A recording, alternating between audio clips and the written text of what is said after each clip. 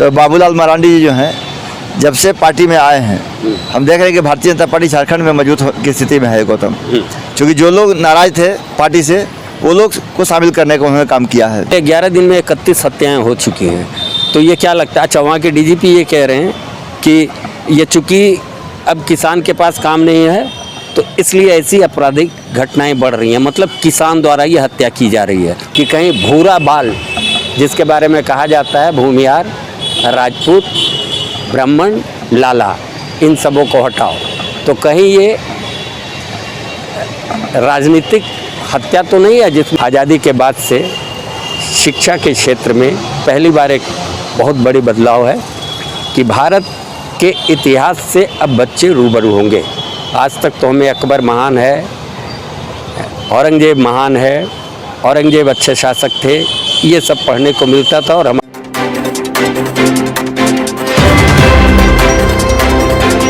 नमस्कार, आप देख रहे हैं थंडर न्यूज़, मैं हूं गौतम। खबरों का पंचनामा लेकर एक बार फिर से आप तमाम थंडर न्यूज़ के दर्शकों के समक्ष हम सब मौजूद हैं। मुद्दा बोलें, विषय बोलें। तो आज के तारीख में देश की अगर बात की जाए तो मुद्दाओं की कमी नहीं है, मुद्दाओं का भरमार है, खबरों का भरमार है। और सूत्रों की अब अहमियत नहीं रही। जैसा कि बिहार के नेता विपक्ष कह रहे हैं कि मैं सूत्र को नहीं बोल सकता हूँ, मैं चूँकि सभ्य आदमी हूँ, नेता नहीं हूँ। सुना ही होगा आप सबों ने,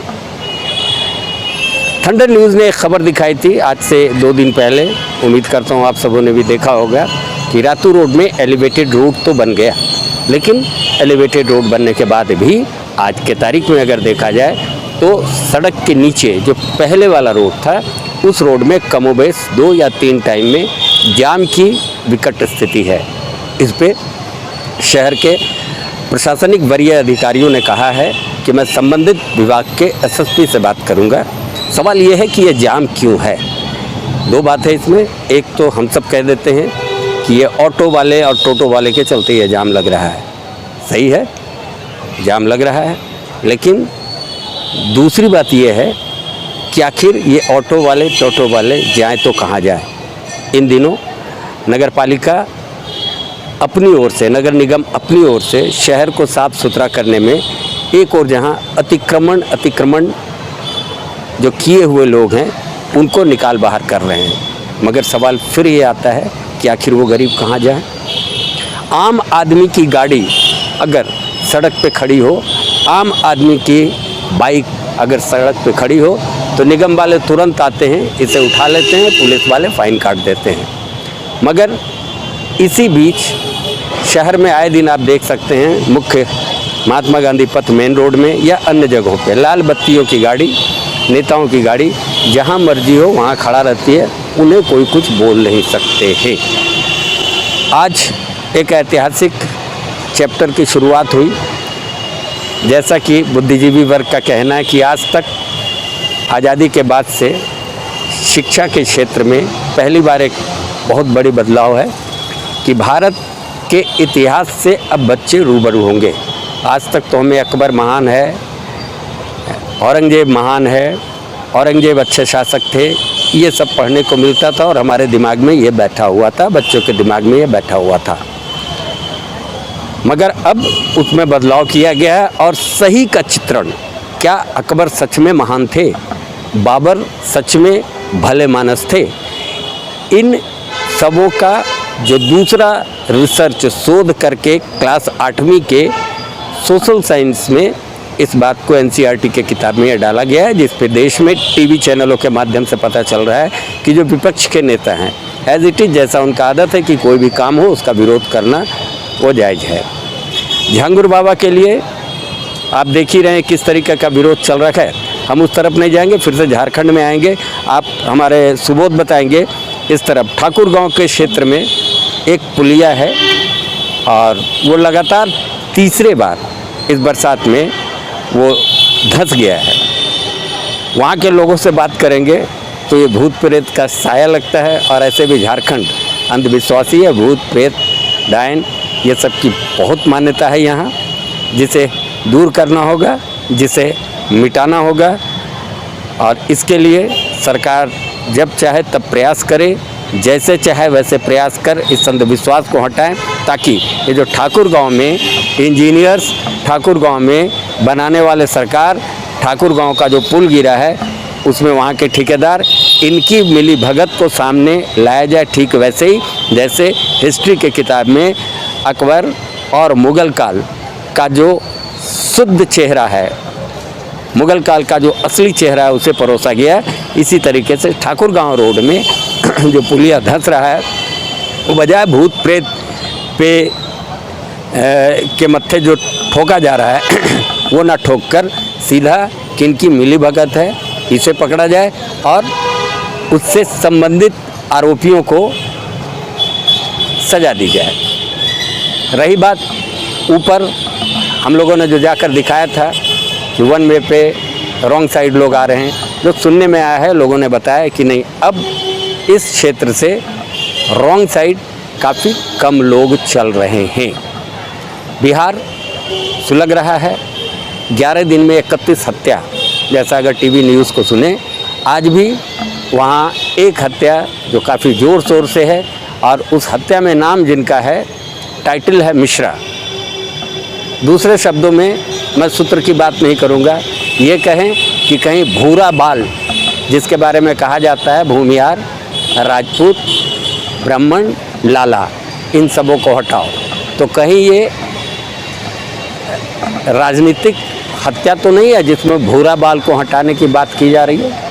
इस तरीके की बहुत सारी बातें हैं जिस पर अगर हम लोग चर्चा करना शुरू करें तो शायद पूरी रात निकल जाए और चर्चा ख़त्म नहीं होगा। फिलहाल शहर की क्या स्थिति है, राजनीतिक गलियारे में क्या कुछ ऊंच नीच चल रहा है, किन नेता महोदय ने क्या कहा नहीं कहा, ये सारी जानकारी लेकर हमारे खबरिया सुबोध हैं हमारे साथ, जिन्हें मैं बड़े प्यार से नारद कह के बुलाता हूँ। सुबोध।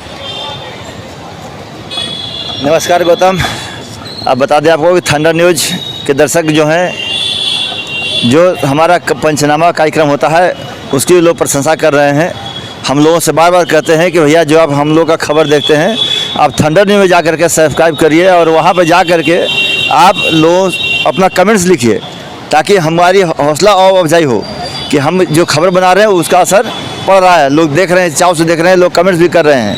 तो गौतम बता दें आपके तरुण कुमार गुप्ता जी हैं, जो भारतीय जनता पार्टी में 6 साल के बाद पुनः उनको बाबूलाल मरांडी जो हैं सदस्यता दिलाने का काम किया है।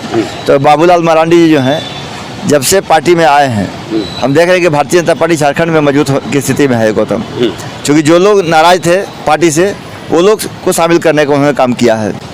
बता दें आपको कि झारखंड से जो बिहार के पूर्णिया में हम लोग चर्चा किए थे कि 5 आदिवासियों को जला दिया गया था जिंदा, उनके लिए मुख्यमंत्री जो हैं कमेटी गठन किए और उस परिवार के लिए भी जो हैं जो बचे हुए हैं उसमें उन लोगों के कपड़ा वगैरह जो सामग्री है वो दे करके भेजने का काम किया था। और राजनीतिक गलियारी जब चर्चा हो रही है तो पटना की बात कर लें, पारस हॉस्पिटल है, वहाँ पे चंदन मिश्रा जी, उनको दिन दहाड़े गोली मार कर हत्या कर दी गई। तो आप अभी कह रहे थे कि भूरा बाल साफ करो, ये स्लोगन मैं ऐसा इसलिए बोला कि अभी राजद के नेता, मैं खासकर बोलता हूँ राजद के नेता, और इनका ये स्लोगन था, लालू जी ने ये स्लोगन दिया था भूरा बाल साफ करो, और अब भी वही बात हो रही है, भूरा बाल साफ करो। ये अलग बात है कि जिनकी हत्या हुई है वो खुद शायद जेल में हैं या जेल में थे, इलाज कराने के लिए आए थे, इलाज कराने आए जी। समझ से परे ये है कि इसमें पारस हॉस्पिटल में वो कैसे आए, नियम अनुसार तो उन्हें जाना चाहिए था PMCH, सरकारी हॉस्पिटल तो वो है, हमने जो झारखंड में देखा है। नहीं, नियम तो यही है, लेकिन अब कहिए कहने मतलब है कि जब हॉस्पिटल जहाँ बीमार हो, PMCH बीमार हो गया है, एक तरह से जो कहा जाता है, पहले लोग कहते थे कि PMCH बीमार पड़ा हुआ है, अगर वहाँ इलाज होता तो लोग प्राइवेट हॉस्पिटल में नहीं जाते गौतम, और प्राइवेट हॉस्पिटल में अगर नहीं जाते तो उनके चंदन मिश्रा की हत्या नहीं होती, हो सकता है बच जाते वो बेचारे। लेकिन वहाँ पे भी अपराधियों का तांडव देखने को मिल रहा है गौतम। और चूँकि चुनाव नज़दीक है तो चुनाव में आपराधिक घटनाएं बढ़ती हैं। एक सवाल यहाँ रोक के पूछना चाहूँगा, इन दिनों बिहार में अगर देखें, हमने कहा भी था और ये भी हमने टीवी में सुनकर मैं आपको बता रहा हूँ कि पिछले 11 दिन में 31 हत्याएँ हो चुकी हैं। तो ये क्या लगता है, अच्छा वहाँ के DGP ये कह रहे हैं कि ये चूँकि अब किसान के पास काम नहीं है तो इसलिए ऐसी आपराधिक घटनाएं बढ़ रही हैं। मतलब किसान द्वारा ये हत्या की जा रही है। चंदन मिश्रा जी, उनको दिन दहाड़े गोली मारकर हत्या कर दी गई। तो आप अभी कह रहे थे कि भूरा बाल साफ करो, ये स्लोगन। मैं ऐसा इसलिए बोला कि अभी राजद के नेता, मैं खासकर बोलता हूँ राजद के नेता, और इनका ये स्लोगन था, लालू जी ने ये स्लोगन दिया था, भूरा बाल साफ करो, और अब भी वही बात हो रही है, भूरा बाल साफ करो। ये अलग बात है कि जिनकी हत्या हुई है वो खुद शायद जेल में हैं या जेल में थे, इलाज कराने के लिए आए थे, इलाज कराने आए जी। समझ से परे ये है कि इसमें पारस हॉस्पिटल में वो कैसे आए। नियमानुसार तो उन्हें जाना चाहिए था पीएमसीएच, सरकारी हॉस्पिटल तो वो है, हमने तो झारखंड में देखा है। नहीं, नियम तो यही है, लेकिन अब कहिए कहने मतलब है कि जब हॉस्पिटल जहाँ बीमार हो, पीएमसीएच बीमार हो गया है, एक तरह से जो कहा जाता है, पहले लोग कहते थे कि पीएमसीएच बीमार पड़ा हुआ है, अगर वहाँ इलाज होता तो लोग प्राइवेट हॉस्पिटल में नहीं जाते गौतम, और प्राइवेट हॉस्पिटल में अगर नहीं जाते तो उनके चंदन मिश्रा की हत्या नहीं होती, हो सकता है बच जाते वो बेचारे। लेकिन वहाँ पे भी अपराधियों का तांडव देखने को मिल रहा है गौतम। और चूँकि चुनाव नज़दीक है तो चुनाव में आपराधिक घटनाएं बढ़ती हैं। एक सवाल यहाँ रोक के पूछना चाहूँगा। इन दिनों बिहार में अगर देखें, हमने कहा भी था और ये भी हमने टीवी में सुनकर मैं आपको बता रहा हूँ कि पिछले 11 दिन में 31 हत्याएं हो चुकी हैं। तो ये क्या लगता है? अच्छा, वहाँ के डीजीपी ये कह रहे हैं कि ये चूँकि अब किसान के पास काम नहीं है तो इसलिए ऐसी आपराधिक घटनाएं बढ़ रही हैं। मतलब किसान द्वारा ये हत्या की जा रही है, उनको अगर माने तो। नेता लोग का कहना है, टीवी डिबेट पे अगर सुने तो उनका कहना है कि ये बिहार का बड़ा पुराना संस्कार रहा है कि जब भी इलेक्शन होता है उससे 2 महीना 3 महीना पहले क्राइम बढ़ जाता है। खून की होलियाँ होती हैं। सहमत है? नहीं, खून की होलियाँ होती हैं। हाँ। अरे भाई, खून की होलियाँ तब होती थी जब उसमें बिहार में जंगल राज हुआ करता था गौतम। अभी तो वहाँ जंगल राज नहीं है। नहीं, आज के तारीख में और पिछले बार शासन बाबू का मैं आपको सुनूंगा। पिछले दौर को अगर देखा जाए, जिसे जंगल राज कहते हैं, और जिस तरीके से हत्या हो रही है, तो क्यों नहीं इसे कहा जाए जंगल राज पार्ट 2? नहीं, जंगल राज पार्ट 2 कहना उचित नहीं होगा गौतम, इसलिए कि वहाँ सुशांत बाबू का शासन चल रहा है और वो कहते हैं कि हमारे शासन में अपराधियों के लिए कोई जगह नहीं है। तो मुख्यमंत्री महोदय से निवेदन यही होगा मेरा भी कि अपराधी जो घटनाएं बढ़ रही हैं उस पर नकेल कसने का काम करिए, क्योंकि आपकी छवि खराब हो रही है। आगामी चुनाव है, उस चुनाव में इसी को लोग विपक्ष वाले मुद्दा बनाएंगे कि नीतीश कुमार राज्य को नहीं संभाल पा रहे हैं, अपराधियों पर नकेल नहीं कस पा रहे हैं, ये उनके लिए मुद्दा बनेगा और आपको आगे कठिनाई का सामना करना पड़ सकता है मुख्यमंत्री महोदय। इसलिए आप अभी से अलर्ट हो जाइए और अपराधियों पर नकेल कसने का काम करिए, और जो पारस हॉस्पिटल जो घटना घटी है इस तरह की पुनरावृत्ति न हो बिहार में, ये भी हम मांग करते हैं राज्य सरकार से। वहाँ पे वो भी ऐसा अस्पताल जहाँ जनरल मरीज अगर जाए जी तड़प के रह जाए कि आईसीयू में हमको हमारे पेशेंट से मिलना है। यहाँ भी पारस हॉस्पिटल है, यहाँ भी वैसी बड़ी बड़ी अस्पतालें हैं जी जहाँ जाना चाहते हैं, लेकिन आप भी महसूस किए होंगे, कोई मित्र बंधु अगर भर्ती हैं, एडमिट नहीं मिल सकते, नहीं मिल सकते। वहाँ 5-5 अपराधी घुस कैसे गए? यही तो सवाल है कि आखिर सुरक्षा व्यवस्था है कहाँ?